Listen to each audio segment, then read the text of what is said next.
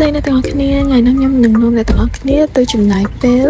មួយថ្ងៃពេញជាមួយខ្ញុំថាតើខ្ញុំបានទៅណាខ្លះហើយធ្វើអីគេខ្លះដោយសារតែពេលនេះជាពេលព្រឹកអញ្ចឹងខ្ញុំកំពុងតែធ្វើដំណើរទៅញ៉ាំសិនអញ្ចឹង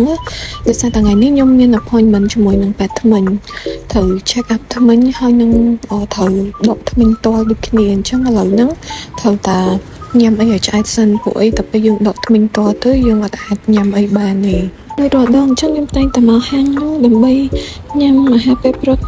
ចឹងថ្ងៃហ្នឹងខ្ញុំញ៉ាំមីគីវតែទៅខ្ញុំហៅមីគីវសាគាហ្នឹងអញ្ចឹងពេលខ្លះក៏ញ៉ាំកាទៀវកាត់ដែរដោយសារកន្លែងគាត់ signature កន្លែងគាត់គឺកាទៀវកាត់អ្នកគ្នាឃើញខ្ញុំកំពុងញ៉ាំអញ្ចឹងខ្ញុំញ៉ាំបដាភ័យបុកពោះបដាព្រោះអីដឹងថាតិចទៀតហ្នឹងត្រូវជួបពេទ្យដកថ្មិញអញ្ចឹងលងខ្លួនឯងសិនចឹងខ្ញុំpick up កាហ្វេញ៉ាំដូចរាល់ដងអញ្ចឹងដើម្បីឲ្យស្វែងមួយគេណាហើយពេលយើងធ្វើដំណើរទៅឲ្យស្លាកខួរក្បាលទៅកុំឲ្យគាត់ច្រើនពេកឥឡូវញ៉ាំកាហ្វេបដាទៅដើម្បីប្រឡប់ចិត្តកុំឲ្យខ្លួនឯងភ័យខ្លាំងពេកព្រោះអីតិចទៀតត្រូវឡើងដកថ្មិញអីអញ្ចឹង